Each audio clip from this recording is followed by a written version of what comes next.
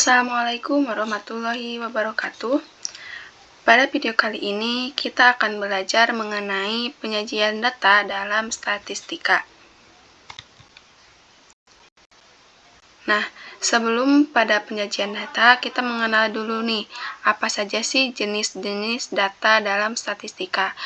Jenis data dalam statistika itu terdapat dua. Yang pertama itu ada data kualitatif, dan yang kedua itu data kuantitatif. Data kualitatif ini merupakan data yang tidak berbentuk angka atau bilangan. Pada data kualitatif ini terdapat dua jenis data. Yang pertama itu data primer dan data sekunder, di mana data primer ini data yang diperoleh secara langsung dari sumber utamanya. Sedangkan data sekunder adalah data yang diperoleh secara tidak langsung atau pada data ini diperoleh dari pihak lain. Yang kedua ini ada data kuantitatif. Data kuantitatif ini adalah data yang berupa angka atau bilangan. Pada kuantitatif terdapat dua jenis data. Yang pertama itu ada data kontinu, yang dimana data kontinu ini merupakan data yang diperoleh dengan cara mengukur.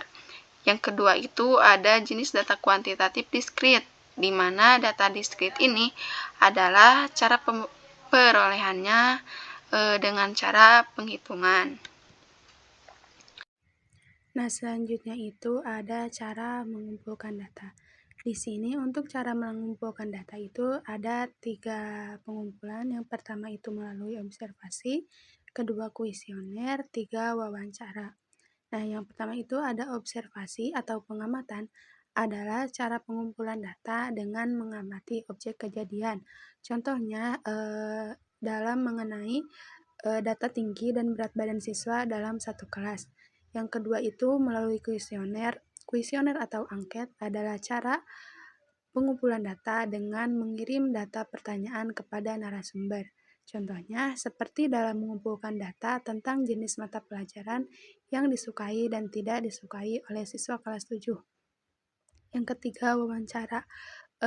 Proses wawancara ini atau interview adalah cara mengumpulkan data dengan mengajukan pertanyaan secara langsung kepada narasumber. Contohnya seperti data mengenai minat dan bakat siswa dalam satu kelas. Nah, bisa kita ambil satu contoh mengenai jenis mengenai motivasi siswa atau minat siswa dalam pembelajaran matematika. Nah, yang pertama itu melalui observasi. Peneliti atau seseorang itu bisa mengamati bagaimana siswa tersebut mengikuti proses pembelajaran. Apakah minat siswa itu tinggi dengan dilihatnya pada antusias atau jenuhnya siswa tersebut dalam mengikuti pembelajaran. Yang kedua itu kuesioner, atau kita bisa memberikan suatu lembar angket yang berisikan pertanyaan-pertanyaan yang berkaitan dengan minat belajar siswa dalam matematika. Nah, untuk yang ketiga itu wawancara. Pada wawancara itu, seseorang atau peneliti bisa melakukan interaksi atau bertanya secara langsung kepada siswa bagaimana minat siswa dalam pembelajaran matematika. Peneliti bisa bertanya, apakah siswa tersebut senang atau jenuh dalam mengikuti pembelajaran matematika.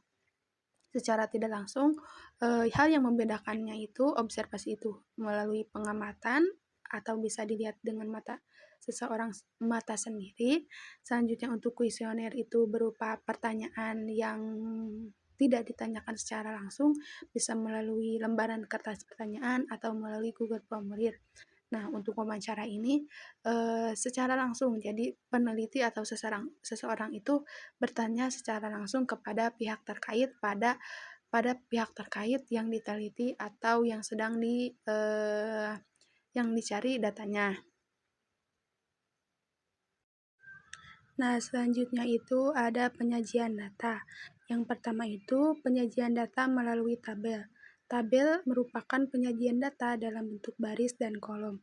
Nah, di sini dilampirkan terkait contoh penyajian data dalam tabel. Di sini terdapat baris dan kolom. Yang pertama itu ada pada judulnya itu tentang warna dan jumlah siswa. Tabel ini menunjukkan bagaimana atau berapa jumlah siswa yang menyukai warna warna terkait. Yang pertama itu ada warna pink. Di sini dicantumkan untuk warna pink itu terdapat 6 siswa yang menyukai warna pink. Selanjutnya ada warna hijau disukai oleh 2 siswa, biru disukai oleh 3 siswa, dan seterusnya. Selanjutnya itu ada penyajian data lewat diagram tabatang. Nah, diagram datang merupakan grafik data yang berbentuk persegi panjang yang lebarnya sama dan dilengkapi dengan skala atau ukuran sesuai dengan data yang bersangkutan. Nah, di sini untuk diagram batang itu terlampir untuk dari atas ke bawah itu menunjukkan terkait jumlah siswa yang menyukai warna. Selanjutnya untuk dari bawah itu ke kiri ke samping menunjukkan macam-macam warna yang disukai oleh siswa. Nah, dari data tersebut bisa kita lihat untuk warna pink itu terdapat 6 siswa yang menyukainya. Selanjutnya warna hijau 2 orang, biru 3 orang, dan yang terakhir itu ada kuning 4 orang. Nah, untuk penyajian selanjutnya itu ada diagram lingkaran, di mana diagram lingkaran ini ada grafik data berupa lingkaran yang digunakan untuk penyajian data berbentuk kategori yang dinyatakan dalam persentase.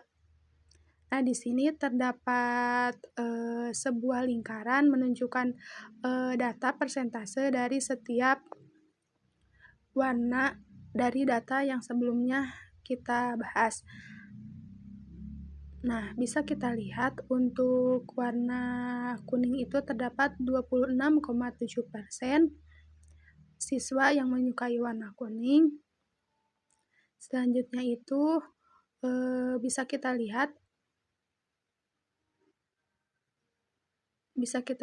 untuk warna kuning itu 26,7%. Selanjutnya ada paling besar itu pada warna pink 40%, dan yang paling sedikit itu persentasenya ada di warna hijau yaitu sebesar 13,3%. Selanjutnya itu ada penyajian data lewat diagram garis. Diagram garis ini diperoleh dari beberapa ruas garis yang menghubungkan titik-titik pada bidang-bilangan umumnya digunakan untuk menggambarkan keadaan yang berkesinambungan. Nah, di sini diberikan contoh mengenai jumlah siswa yang masuk pada sekolah jenjang SMP pada setiap tahun. Nah, yang pertama itu ada pada tahun 2020 itu terdapat 40 siswa yang masuk. Selanjutnya pada tahun 2021 itu terdapat 47 siswa yang masuk. Selanjutnya di 2022, 2023, dan 2024 itu datanya terlampir. Nah, mungkin seperti itu untuk karena kita sudah mempelajari mengenai penyajian data, di sini terdapat contoh soal. Nah, di sebuah kelas terdapat 30 siswa dengan data ukuran sepatu sebagai berikut. Nah, di sini terdapat data 35 siswa dengan ukuran masing-masing siswa mengenai ukuran sepatunya. Nah, untuk membuat penyajian data bisa kita rincikan terlebih dahulu seperti apa, berapa jumlah dari masing-masing ukuran sepatu. Nah, di sini untuk datanya itu bisa kita cari berapa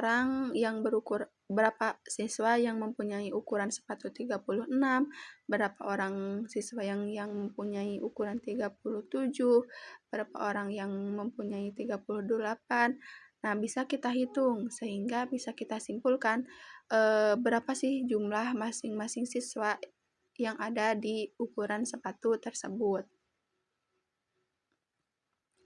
Nah, dari hasilnya kita bisa sajikan pada 3 penyajian data. Yang pertama itu pada diagram batang. Bisa kita lihat di sini terdapat 5 jenis ukuran sepatu. Dengan masing-masing jumlah siswanya itu dilihat untuk ukuran 36 itu ada 6 siswa, 37 itu ada 8 siswa, 38 ada dan seterusnya. Selanjutnya itu ada diagram lingkaran. Di sini bisa kita lihat untuk persentase terbesar itu ada pada ukuran sepatu 38 dengan persentase sebesar 31,4%. Di sini untuk persentase terkecil itu ada pada ukuran sepatu 40 dengan persentase 5,7%. Selanjutnya pada tabel di sini bisa kita lihat ada ukuran sepatu 5 macam dengan jumlah masing-masing siswa pada setiap ukuran sepatu. Bisa kita simpulkan bagaimana mudahnya kita untuk membuat penyajian data. Dengan penyajian data ini bisa kita mudah untuk mengetahui rincian dari data-data yang ada. Dengan 35 data yang tadi, kita bisa langsung mengetahui bagaimana berapa orang yang ada di ukuran 36, berapa orang yang ada di 37, 38, 39, dan 40. Karena tadi sudah dipelajari terkait penyajian data, di sini ada penugasan untuk mendata mengenai buah kesukaan teman siswa dalam satu kelas. Jadi kalian bisa bertanya kepada teman satu kelas mengenai buah kesukaan dari masing-masing teman.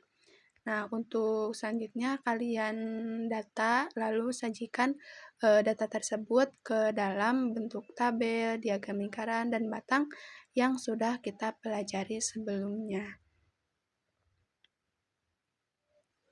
Mungkin sekian, semoga apa yang disampaikan dapat bermanfaat.